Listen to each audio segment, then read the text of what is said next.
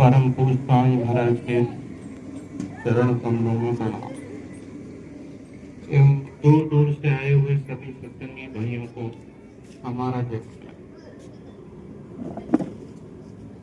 यहाँ गुरु महाराज के राजस्थान के अध्यक्ष माननीय दीपक जी विराजमान हैं और हमारे भरतपुर के डीक से माननीय एमएलए साहब गोपीचंद जी बैठे हुए हैं और बहुत पुराने सत्संगी पूरा सिंह जी वरिष्ठ सत्संगी हैं बैठे हुए हैं। इनके आगे और मेरे से तो ज़्यादा जानकार आप सभी बैठे हुए हैं गुरु महाराज के बारे में। मैंने ज़्यादा समय पहले नामदान नहीं दिया और मुझे इसके बारे में ज़्यादा सत्संग के बारे में जानकारी है नहीं, फिर भी आप लोगों ने वो काम कर दिया है कि किसी राजा की शादी में जिम्मेदारी पूरी को दे दी थी, वो काम किया है। तो चलो जो भी होगा मैं छोटा मोटा सुनाता हूँ। और मैं इनको पहले ही कहा था कि बहुत बहुत बड़े सत्संगी बैठे हुए हैं, सुनाने के लिए दिया जाए तो वो अच्छा सुनाएंगे गुरु महाराज के बारे में। गुरु महाराज का अभी अभी आपने सुना उनके सत्संग। तो पहला जो होता है गुरु महाराज जो स्वयं सुनाते हैं उसकी जीवों का कल्याण होता है। बाकी तो उनके जो सत्संगी सुनाते हैं वो सत्संग का लाभ है, लेकिन वो जितना है वो आपका गुरु महाराज जो स्वयं सुनाते हैं तो उससे जीव का कल्याण होता है। और उन्होंने अभी अभी आपने जो सत्संग सुना तो गुरु महाराज उसमें बता रहे थे कि भाई आदेश पालन सबसे जो बड़ी भक्ति है वो आदेश पालन है। और मेरे मानने में जहां तक तो जो गुरु महाराज ने आदेश दिया है वो भजन ध्यान सुमरन और दूसरा ये शाकाहार के बारे में कि भाई आप शाकाहार का प्रचार करते रहना, ये आदेश गुरु महाराज ने दिया था। इस आदेश पालन के लिए हमारे देश की सभी जो संगतें हैं, मैं ये देख रहा कि पूरे देश में चारों तरफ लोगों ने बहुत मेहनत की है। हमारे बच्चों कुंभ में भी बहुत जोर शोर से शाकाहार का प्रचार चल रहा है और जैसा हमसे हो रहा है वैसा हम भी कर रहे हैं। हमारे पास 3 जिले की संगत है, वो तीनों जिलों में हम वो शाकाहार का प्रचार कर रहे हैं। कुंभ में बहुत जोर शोर से जहाँ कितने ही देशों के कम से कम 40 करोड़ कह रहे हैं, 40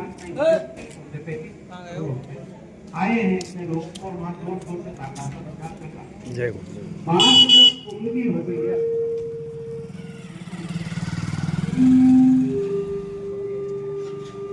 जय गुरुदेव। इस समय जय गुरुदेव चैनल लखवी से आप देख रहे हैं और इस समय मौजूद है चैनल लेकर के हमारे प्रेमी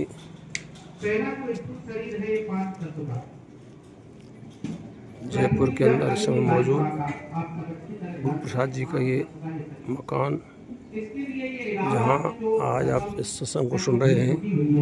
हम सम्मानित सुरेश शर्मा जी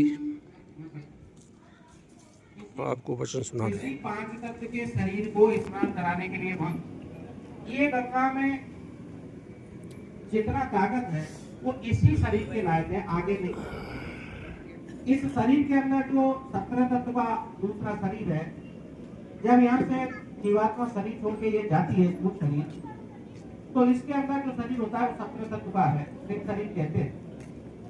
लिंग शरीर के कर्मों को ये गंगा जो यहाँ इलाहाबाद में बह रही है, ये त्रिवेणी संगम, वो शरीर से इसका कोई लेना देना नहीं। ना ये गंगा मोक्ष दे सकती और ना ये मुक्ति दे सकती। ये ध्यान, ये जो कुछ भी मैंने संतों की उससे सुना, या तो कहीं ना कहीं ये जो ये इस पर सुना मोबाइलों पर, और या गुरु महाराज ने सुना है, बस वही जानता हूँ, इसके अलावा मैं और कुछ नहीं जानता। पर मैंने जो सुना है वो ये है कि ये 5 तत्व का जो शरीर है, इसके लिए ये गंगा यमुना सरस्वती इसका ये सफाई कर सकती है। उसके अलावा आगे जब जीवात्मा यहाँ से जाती है तो ये 17 तत्व का जो लिंग शरीर है, ये आद्या महाशक्ति के मंडल तक ये जा सकता है। स्वर्ग वैकुंठ से आगे आद्या का जो मंडल है, ब्रह्मा विष्णु महेश की माँ है, वहां तक ये शरीर लिंग शरीर जाता है। आध्या के मंडल में भी एक गंगा यमुना सरस्वती की धारा है। वहां जब ये स्नान करती है जीवात्मा तो वहाँ ये लिंग शरीर का जो 17 तत्व का जो शरीर है, इसी की सफाई होती है, उसके आगे की नहीं। मुक्ति मोक्ष वो गंगा में भी नहीं मिलता, इसमें तो क्या मिलेगा वहां से। जब जीवात्मा यहाँ से आगे बढ़ती है तो कर्ता का मंडल पड़ता है, और कर्ता के मंडल में जब ये जीवात्मा आगे बढ़ेगी तो आध्या के मंडल में, जैसे यहाँ ये 5 तत्व का रह गया था, ऐसे आध्या के मंडल में वो 17 तत्व का जो शरीर है वो रह जाएगा। जब वहां से आगे बढ़ेगी तो 9 तत्व का शरीर है तीसरा। जब 9 तत्व का शरीर लेके जीवात्मा आगे बढ़ती है तो वो तीसरी गंगा यमुना सरस्वती की धारा पड़ेगी, और जब उस धारा में स्नान करेगी तो वहां सूक्ष्म शरीर की जो गंदगी है तो वो दूर होगी। बाकी मुक्ति और मोक्ष वो गंगा यमुना में नहीं मिलता है। जब जीवात्मा यहाँ से भी आगे बढ़ती है तो उसके पास 5 तत्व का शरीर रह जाता है, चौथा, जिसको कारण शरीर कहते हैं। तो शब्द स्पर्श रूप रस गंध रौन, ये 5 तत्व का है। जैसे सूक्ष्म शरीर 9 तत्व का था, ऐसे कारक शरीर में 5 तत्व का आगे चौथा। जब कारक शरीर में जीवात्मा आगे बढ़ती है तो ये वहां जाकर के वहां भी गंगा यमुना सरस्वती की धारा पड़ती है। जब उस गंगा यमुना सरस्वती की धारा में ये जीवात्मा नहाती है, कारण शरीर की गंदगी दूर हो जाती है, लेकिन न वहां मुक्ति मिलती है न मोक्ष। चारों शरीर जब छूट गए और चारों शरीर गंगा यमुना सरस्वती में इनको लहराया गया, लेकिन एक भी गंगा ने ना मुक्ति दी ना मोक्ष दिया। मुक्ति कहते हैं छूट जाना। मुक्ति का मतलब होता है छूट जाना। जैसे आप किसी के यहाँ बंधन में हो या सरकार ने किसी जेल में डाल दिया और वहां से अगर उसको चीज को छोड़ दिया जाए तो उसको मुक्ति कहते हैं, और मोक्ष कहते हैं मिल जाना। जब ये जीवात्मा ब्रह्म के मंडल से आगे बढ़ती है तो आगे पार ब्रह्म का मंडल जब आएगा तो वहां भी गंगा यमुना सरस्वती की धारा बहती है, 10वें दरवाजे। और जब 10वां दरवाजा मंडल में जो पार ब्रह्म की जो गंगा यमुना सरस्वती है, वहां बहुत बड़ा एक झील है जिसको मानसरोवर कहते हैं। उस मानसरोवर झील में जब जीवात्मा स्नान करती है तो 4 शरीर पहले छूट गए। 10वें दरवाजे मंडल पर जाकर के जब जीवात्मा स्नान करेगी तो वहां इसका ये मुक्त हो जाता है। इसके सारे जो जीने बंधन है वहां ना करके वो कट जाते हैं और जीवात्मा मुक्त हो जाती है मोक्ष में। जब जीवात्मा यहाँ से भी आगे अगर मालिक पूरे मिले हुए हैं गुरु के रूप में, अगर वो सतगुरु स्वयं आकर के नामदान दिया हुआ है, वो अनामी महाप्रभु स्वयं आया है अपने जीवों को लेने के लिए, वो ही जीवात्मा यहाँ से आगे बढ़ती है, दूसरा कोई नहीं। यहाँ से आगे जाने का रास्ता नहीं। यहाँ से आगे जाने के लिए सिर्फ और सिर्फ वो अनामी महाप्रभु स्वयं आम है, जिनका ये अंश है, जिन्होंने अपने अंशों को यहाँ भेज दिया था बहुत लंबी तपस्या के कारण, और अपने 16 पुत्रों को ये जीवात्माएं सौंप दी थी, जिनमें से 12 अपने तपस्या किसी को 12 ने मान दिया था कि हमको आपका दर्शन चाहिए, और 4 ने मान दिया था कि हमको राज्य चाहिए, हमको पिताजी राज्य दे दो। तो सतपुरुष ने 4 को राज्य दे दिया और 12 को बहुत बहुत बड़े राज्य दिए थे और 4 को छोटे दिए। वही 4 जो आप सुमरन में याद करते हो, ये 4 वो हैं जिनको निकाला कर दिया था। कोई तो 4 जिन्होंने राज्य मांग लिया उनको निकाल दिया था, और जिन्होंने दर्शन मांग लिया था उनको कहा कि तुम हमारे पास आ जाओ, और सतलोक के चारों तरफ बहुत बहुत बड़े द्वीपों को उनका राज्य दे दिया। इनको इतना बड़ा नहीं, ये छोटे राज्य। लेकिन कहते हैं संसार की नीति है कि जब एक बेटा और अपने बाप से अलग हो जाता है तो जब बाहर से कहीं से निमंत्रण पत्र आता है तो वो जो अलग हो गया है उस लड़के के नाम से आएगा, और जो लड़का साझे है बाप के उसका नाम उसमें नहीं आएगा, पिताजी के नाम से आएगा उसका। इसलिए 12 का कहीं कोई जिक्र नहीं है, और 12 का कोई सुमरन भी आप नहीं करते, उसका वजन जान के नहीं। 12 सिर्फ अगर आप सतगुरु को याद करते हो, जब कुमार को आप याद करते हो तो 12 साल में याद हो जाते हैं, और 4 जिनको निकाल दिया था वो क्या था। अब बात ये आती है कि भाई 4 जो है इनका नाम अभी गुरु महाराज मौजूद नहीं है, तो चारों तरफ भ्रांति फैल गई है इस समय, और भ्रांति ये फैल गई काफी तो पुराने सत्संगी है, वो कह रहे अरे हमारे तो बच्चे जो है वो कोई नाम नहीं मिला, अब हमारे बच्चों का क्या होगा, तो हमको तो वहां जाना पड़े, हमको वहां जाना पड़ेगा, हमको वहां जाना पड़े। तो चारों तरफ नाम जो गुरु महाराज कहा था उन आदेशों का तो पता नहीं कहाँ चले गए, सत्संगी कितने भ्रम में पड़ गए हैं। वो आदेश जो गुरु महाराज कहा था कि एक दिन ऐसा आएगा कि जब वो नामदान के लिए लोग और ये जो मथुरा में जो दीवारें बनी हुई है इन दीवारों से माथा फोड़ देंगे और उनका माथा फट जाएगा, लेकिन नामदान वाले देने वाला कोई नहीं मिलेगा। ये गुरु महाराज का था। गुरु महाराज ये कहा था कि भाई नामदान कोई नहीं देगा।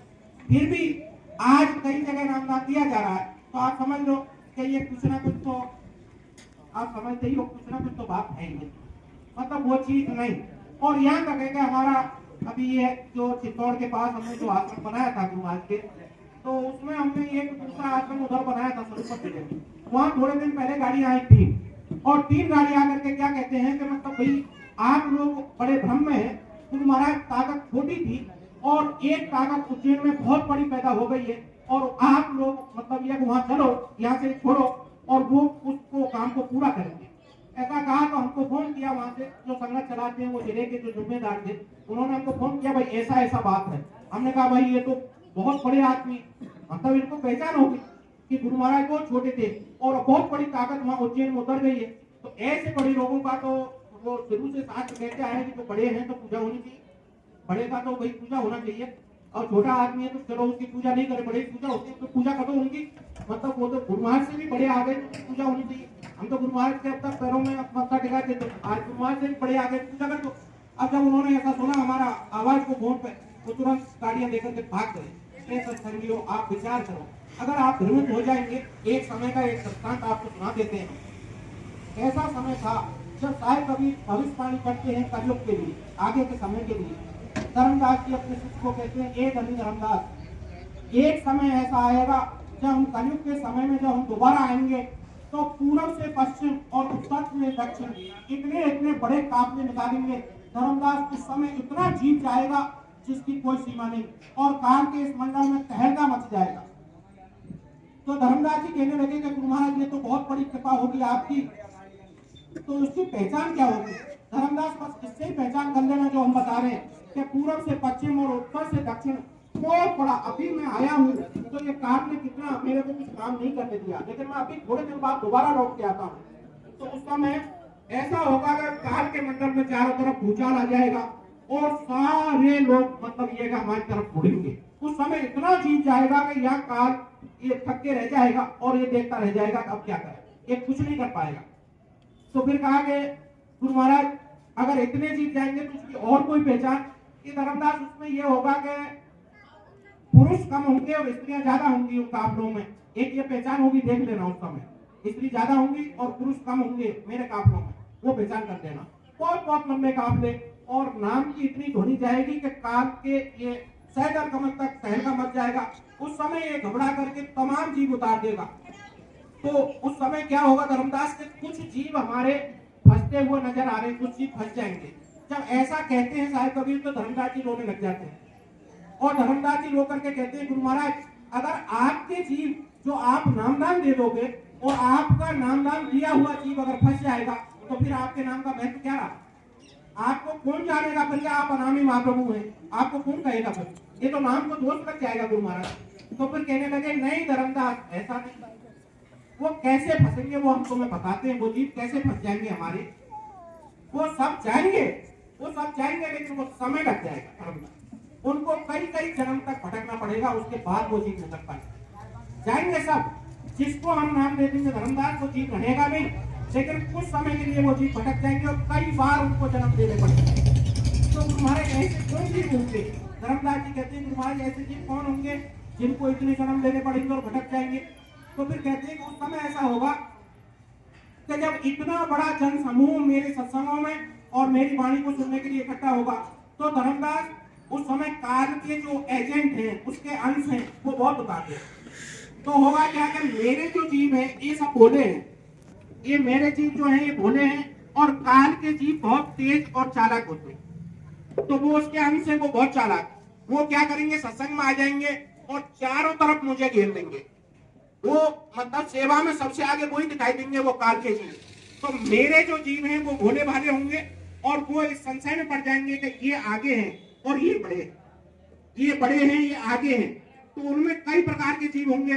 ए धर्मदास वो ऐसा नाटक करेंगे कि मेरे जीव उस संशय में पड़ जाएंगे कि ये तो सबसे नजदीक है, फिर वो ऐसा काम करेंगे। उस समय हमारी एक लीला होगी धर्मदास, उस समय हमारी एक लीला होगी, और उस लीला का फायदा उठा करके वो लोग इन मेरे जीवों को बहकाएंगे। और जब बहकाएंगे तो ये लोग क्या करेंगे कि बजाय हमारे ये उधर ध्यान दे देंगे, और जब ये उनकी ही पूजा करने लग जाएंगे जो आज हो रहा है। आप देख लो कई जगह ऐसे जय गुरुदेव नाम पे बजाय गुरु महाराज के वो रूप का जो नाम और रूप, रामायण में गोसाई महाराज कहते हैं नाम रूप ये अकट कहानी समझत बने न जाए, ये समझते नहीं बन नाम और रूप। तो जो नाम यही दिया जा रहा और रूप का परिवर्तन कर दिया गया, रूप कोई दूसरा याद कराया जा रहा, ये नहीं, ये रूप नहीं। मतलब कहने वाला कह रहा है जो मेरे को नाम जयगुरुदेव लेना, रूप मेरा याद करना, मेरा चेहरा याद करना, किधर लेके जाओगे जीवों को सिवाय काल के मंडल के और नरकों के अलावा चीज नहीं। आप कितना सत्संगी इधर उधर भटक रहा है आज, और आप समझते होंगे कि वो जिले के अध्यक्ष थे, वो फला जिले के जिम्मेदार थे, वो बहुत बड़े थे। अरे सत्संगियों विचार करो, बड़ा तो ऊंट होता है, दरवाजे में उलझ जाता है, और छोटी कीड़ी होती है सब जगह उड़ पार निकल जाती है। सत्संगी वो है जो छोटा है, सत्संगी वो है जिसे नाम से प्रीत है, सत्संगी वो है जिसको गुरु महाराज के चरणों में प्रीत है।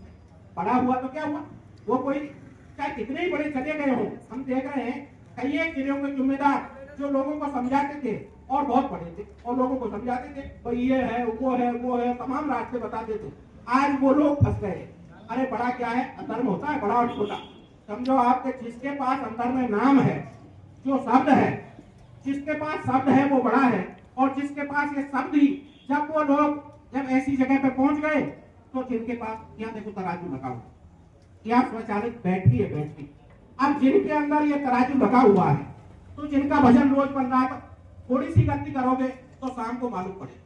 अगर आपके पास अंदर में तराजू है ये शब्द रूपी, तो आप जब दिन में थोड़ी सी गलती करोगे तो आपको शाम को मालूम पड़ेगा कि आज मतलब शब्द धीमा आ रहा, आज हमारा वजन नहीं बन रहा, कारण क्या है, कोई ना कोई गलती हुई है। तो आप याद कर लोगे। जब आपका वजन अंदर से बंद करके बैठ गए, सुमरन को बंद करके बैठ गए, तो आपको वजन मालूम क्या पड़ेगा, आप कहीं भी चले जाओ। तो फिर आप किसके को रह गए, तो आप मन के दास रह गए, सब कुछ नहीं। जब मन के दास हो गए तो आप कहीं भी जा सकते। फिर आप अपने लिए बड़ा छोटा देखोगे, तो वही वहां हमारे लिए बड़ा, और वहां हमारा नाम बड़ा, वहां हमारा ये काम बड़ा। तो बस ये नाम और काम के चक्कर में, अरे सत्संगियों, कम से कम कितना समय, सतयुग द्वापर त्रेता कलयुग, गुरु महाराज बताया करते। कितनी बार आप लोगों ने मुझसे ज्यादा सुना होगा, मैं तो कल परसों सत्संगी हुआ, पर गुरु महाराज से आपने कितनी बार सुना होगा कि ऐसा कोई भी जीव नहीं जिसको सेठ साहूकार राजा महाराजा नहीं बनाया गया। जब इतने इतने बड़े पद ले चुके, और फिर उसके बाद में गुरु महाराज कहते कि ऐसा भी कोई जीव नहीं जो नरकों की किसी भी खान से होकर नहीं निकला। आज हमको मनुष्य शरीर मिला है, और मनुष्य शरीर एक कर्म योनि,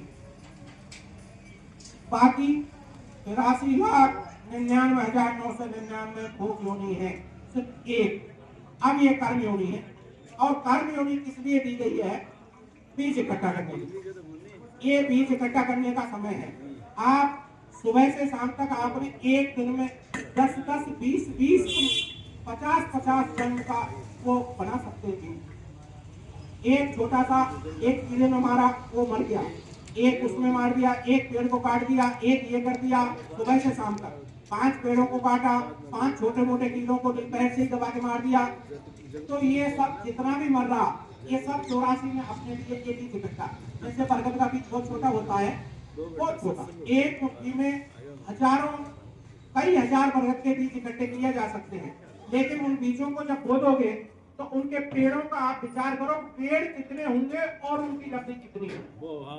बस ये का यही समझ लो। इस तरह से है कि जब कर्म करते समय एक क्षण, एक पल लगा अपन में, एक पल में लेकर के ये काटा, ये मार दिया, वो फेंक दिया, वो खत्म हो गया। अब उसका ही शरीर धारण करना। जब मनुष्य शरीर में आकर के अगर आपने 10 या 20 सर्पों को मारा, तो 10 सर्पों को मारा तो 10 बार जब वो शरीर 84 में जाएगा तो सर्प का नंबर आएगा 10 बार, तो हमको वो कर्म भुगतान देना, और 11वीं बार वो शरीर पूरा करना। इस तरह से 84 कभी पूरी नहीं होती है। लाखों बार, कितनी बार, असंख्यों बार ये कलयुग, सतयुग, द्वापर, त्रेता, चारों युग बीत जाते हैं, लेकिन ये शरीर नहीं, दोबारा मनुष्य शरीर का नंबर इसलिए नहीं आता। बड़े भाग्य से जब गुरु महाराज की दया होती है, वो अनामी महाप्रभु सबसे पहले जब यहाँ के लिए चलते हैं, जब उनको दया उपजती है, मृत्यु लोक जाना है, सबसे पहले उनकी दया होती है। तो ये 84 लाख शरीरों में से और नरकों में से दृष्टि डाली जाती है नीचे, और जब ये दृष्टि डालते हैं सब कुछ, तो वो चीज सब मनुष्य शरीर की अड्डारी हो जाती है। वहां से साथ पकड़ा इनका, वहां से साथ पकड़ा के इनको मनुष्य शरीर में डाल दिया मृत्यु लोक में। पीछे पीछे स्वयं आते हैं, फिर इनको चारों तरफ स्वयं ढूंढ करके काफले निकाले, इन्हीं के लिए, सबके लिए काफला निकाला, सत्संग किए जगह जगह उन्होंने। और जहां मतलब ये कि कुछ लोग ज्यादा उसमें थे, जिनको लगाव ज्यादा था सत्संग से, उनको स्वप्न दे के बुलाया, जिसको आपको लाखों लोग मिल जाएंगे, जिनको गुरु महाराज ने स्वप्न दे करके मतलब बुलाया था कि आजा बच्चा यहाँ नामदान में था, यहाँ ले लो, ऐसे बहुत को स्वप्न उतारे। फिर उसके अलावा जो स्वप्न से भी नहीं आ सके, काफले से नहीं आ सके, उनको ढूंढते हुए अपने अंश भेजे आप सब लोग, आपको सबको भेजा।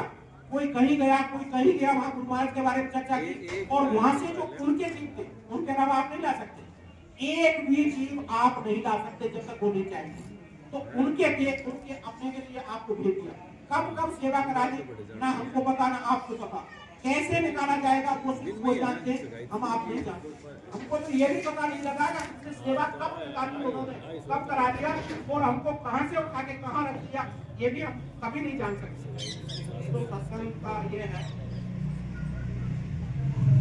सत्संग के बारे में जानता नहीं, और सत्संग के बारे में जानता बहुत बड़े बड़े लोग बैठे हुए हैं यहाँ, आप लोग अगर सत्संग सुने, मैंने ये 2-4 शब्द आपको बोले हैं, 2-4 इसमें अगर इनमें कोई भूल चूक हुई हो तो हम माफी चाहते हैं। वैसे ये है गुरु महाराज का जानने का तरीका तो ना मैं जानता हूँ और अच्छे नहीं जानते। थोड़े समय पहले मेरे आश्रम पर मैं बैठा हुआ था, और वो सरूपर से वहाँ की जो संगत चलाते हैं, तो वो टीचर है, और उन्होंने हमको फोन किया, शाम का वक्त था, कि कहाँ हैं आप। मैंने कहा कि मैं यहाँ आश्रम में ही बैठा हुआ, कि हमारे ऐसे ऐसे फला सत्संगी के वो हैं घर वाली, और उनको अभी अभी साथ में खा लिया और खत्म हो गए। तो मैंने कहा भाई खत्म हो गए तो अब क्या करें, बताओ, ये तो शरीर है, जब पूरा हो जाएगा जाएंगे। नहीं, ऐसा नहीं हो सकता। लेकिन क्यों कि हमारे यहाँ सर्प के खाने से जो जीव बच्चा होती, वो जीव जो जाता है सर्प खाने से, उसको हमारे यहाँ शुद्ध नहीं मानते, उसको अच्छा नहीं मानते। तो लोग ब्रह्मा को मानते हैं, लोग विष्णु को मानते हैं, और लोग शिव को मानते हैं, कोई किसी देवता को मानता है, कोई किसी देवता को मानता है। आपने कहा कि गुरु महाराज सबसे बड़े हैं, आपके कहने से बात है, हम गुरु महाराज को मानते हैं या दूसरे हम आपको जानते हैं, आप जिम्मेदार हैं, आप हमको ले लेते हैं, हमें ये हिंदी चाहते हैं। अभी पिछले साल का ही घटना है, जब हमने उनको बहुत समझाया और वो नहीं माने, तो मैं उस समय कहा कि तुम कितने लोग हो यहाँ सत्संगी, उन्होंने कहा हम 5-6 जने हैं। हमने कहा बैठ जाओ इसके चारों तरफ, बैठ जाओ भजन में इसके चारों तरफ, जीवात्मा लौटेगी, लेकिन दोबारा आपको फोन मत करना, उससे ही पूछ लेना क्या हुआ। जब वो चारों तरफ बैठ गए तो थोड़ी देर बाद हलचल हुई, और वो लेडीज उठ के खड़ी हो। जब उसको पूछा कि कहाँ गई थी, क्या हुआ था, उन्होंने कहा कि मुझे 3 जने लेने के लिए आए थे, और मैं हवा में उड़ के जा रही थी, और बहुत ऊंचे पहाड़ थे, और बहुत बड़े जो अपने यहाँ पेड़ है, इनसे बहुत बहुत बड़े पेड़ थे रास्ते में, ऐसा मैंने रास्ता देखा। वो 3 जने हवा में ही उड़ते हुए जा रहे थे। एक आवाज आई थी कि ठहरो, और हम वो हवा में ही रुक गए, और फिर कहा था, दूसरी आवाज आई थी इसको छोड़ो, तो मेरे को उन्होंने छोड़ दिया, और वो उधर चले गए, और मेरे को नीचे तुरंत हवा के रास्ते मेरे को नीचे पटका दिया, हवा में उड़ती हुई आई और नीचे कर। इस तरह से उसने बताया। आप लोगों को ऐसा लगे कि हम अगर ये गलत कह रहे, तो ये सलूपर रहा, मैं भी वहां से सुबह ही निकला हूँ और अब यहाँ आया हूँ। आप जाकर के जानकारी कर सकते हो अगर आप ऐसा समझते हो। और वो टोटल मेरा क्षेत्र है, ये अभी गुरु महाराज नहीं लौटाया, गुरु महाराज ने उसको लौटाया। जब उन्होंने हम पे ऐसा वो लगाया कि मतलब ये हम किसी को नहीं जानते, हम तुमको जानते हैं, तुम्हारे कहने से हमने सबको छोड़ा है, और हमने सिर्फ एक जय गुरुदेव नाम पकड़ा है। तो आज जय गुरुदेव नाम में आप लोग कहते हैं, सत्संगी हमारे कहते हैं कि भाई नामदान नहीं मिला हमारे बच्चों को। अरे आप नामदान के बारे में इतना चिंता क्यों करते हो? आप समझते नहीं? सबसे पहले आप जब सुमरन करते हो तो आप क्या नाम याद करते हो? क्या जय गुरुदेव नाम याद नहीं करते हो? और सबसे बाद में आप क्या करते हो? गुरु महाराज क्या बताए? तो इसका मतलब इसका मतलब नहीं समझा आप आज तक कि मतलब यहाँ से कौन उठाएगा, वो पहला नाम कौन याद करते हो? ये यहाँ से उठाने वाला कोई शब्द है तो जय गुरुदेव नाम तो आपको खुला बताया है, आप अपने बच्चों को नहीं बता सकते जो कि इतना विकल होते होगा, मतलब वहां नाम दान देना है, वहां देना, क्यों देना है? आपको बताया यहाँ धरती से उठाने वाला ये है, कौन? जय गुरुदेव। और आखिर में किसका नाम लेते हो? मतलब कौन मिलेगा? कौन मिलेगा? तो असल मालिक कौन? वही। और वो यहाँ से ले जाने वाला कौन? वही एक जय गुरुदेव नाम। आप बच्चों के लिए इतना क्यों विचार करते हो? हमारे बच्चों को नाम कौन दे कि आपके पास जय गुरुदेव नाम नहीं है? अगर आप ऐसा समझते हो जय गुरुदेव नाम से नहीं होता, आओ हमारे यहाँ किसी भी दिन आओ आप, मैं आपको 4 6 8 उनको बुला करके कहलवाता हूँ कि मतलब इनको पूछो, इन्होंने जय गुरुदेव नाम याद किया और इन्होंने इसको देखा अंदर। और 1 2 तो ऐसे भी आपको मिल जाएंगे कि उनको रात में सोते हुए को गुरु महाराज नाम बताया और उन्होंने आकर के हमको बताया कि ऐसा ऐसा नाम बताया। थोड़ा सा शुद्ध नहीं बोल रहे थे, लेकिन मैं शुद्ध नहीं कराया, क्योंकि मैं ये लफड़े में नहीं पढ़ता भैया, सीधी बात यह, मैं लफड़े में नहीं पढ़ता। मेरे को बताया उन्होंने, थोड़ा अशुद्ध बोल रहे थे, नाम 5 बोल रहे थे कि ऐसा ऐसा बताया हमको रात में। तो मैंने कहा कि क्या पता, तुमने कौन से नाम से ये नामों को प्राप्त किया? उन्होंने कहा जय गुरुदेव नाम से। फिर काय को ये लफड़े पढ़ते हो कि मतलब ये नाम के वो नाम, कोई नाम नहीं, एक ही नाम है जो कि आपको सुमरन में सब संकेत दिया हुआ गुरु महाराज कि आप ये नाम आप सुमरन करते हो, सबसे पहले वो नाम और आखिर में वो नाम। बीच का ये वो तो अपने आप संभालते रहेंगे, वो उनका काम है। आप अगर नाम याद, सबसे बड़ा मैंने ये देखा अपने जीवन में कि कोई भी अगर भजन है, ध्यान है, सुमरन है, सेवा है, सबसे पहले अगर विश्वास है तो सब है। और अगर भाव और विश्वास हमारे भीतर नहीं है तो भले आप 5 नाम याद करो, 50 नाम याद करो, कहीं भी फिरो, ये सत्संगों में जाओ, जगह जगह ये जैसे मैं बोल रहा है ऐसे लोगों से सुनते फिरो जगह जगह, मतलब मेरे को उसमें रुचि नहीं लगती, उसमें मुझे सार नहीं दिखाई दे रहा। सत्संग तो सब जगह सुन रहे हैं लोग, आजकल ऐसा मोबाइलों पे डाल रहे हैं, ये फलाने महाराज वहां के, ये फलाने महाराज वहां के, ये वहां के, ये ऐसा बोल रहे हैं ऐसा। अरे वो सब बात ठीक है, आपके अंदर अगर भाव है तो ये आज भी मौजूद है।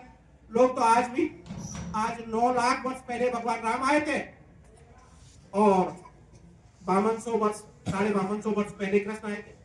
आज भी लोग, हमारे यहाँ चित्तौड़ में वो मंदिर है, मतलब साम्राज्य, यहाँ वहां पर इतना लोग आ रहा, 5500 वर्ष पहले आए थे वो, और तो भी इतनी भीड़, और कहते हैं हमने कृष्ण को देखा। 12-13 साल पहले आपके सामने मौजूद थे और कहते हैं कि गुरु महाराज नहीं है। आपने तो अपनी आंखों से देखा है उनके चेहरा को, वो लोगों ने तो कृष्ण को नहीं देखा। अगर अंदर में तो कितनी ताकत है, यहाँ ये अत्याचार है ना, इसमें इतनी ताकत है, अगर आप नहीं जानते हो तो पता नहीं कौन आ जाएगा आपको ये कहने के लिए कि वो कृष्ण मैं हूँ, वो राम मैं हूँ, क्योंकि आपने देखा नहीं उसको। आपको बताने वाला भी वो नहीं जो जिसने उसको देखा हो। अगर कृष्ण को देखने वाला अगर आपको बतावे तो आपको कृष्ण को दिखा भी देगा, राम को देखने वाला आपको राम बतावे तो वो राम बता भी देगा आपको। लेकिन हमने तो इनको देखा, हमने किसी दूसरे को नहीं देखा, हम तो उन्हीं को याद करते, दूसरे को याद नहीं करते। और फिर पुनः मैं आपको कहता हूँ कि मुझसे अगर कोई भूल हुई हो, आप बहुत बड़े हैं हमसे, उम्र में बड़े, नामदान पुराने लिए हुए, अगर कोई गलती हुई हो तो मैं क्षमा चाहता हूँ। और सत्संग और अगर करना हो तो इसमें बड़े बड़े महापुरुष